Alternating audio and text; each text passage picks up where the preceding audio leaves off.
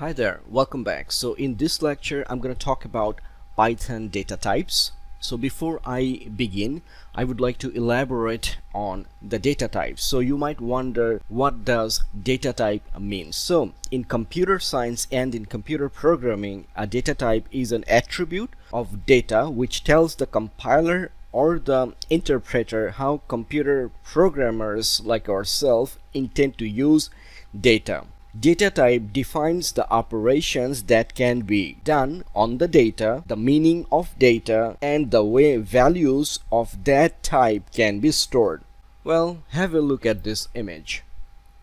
Based on the type of data that are available in Python, we can certainly split them into 7 major categories, and they are as follows: text, numeric, sequence, mapping, set, Boolean, and binary.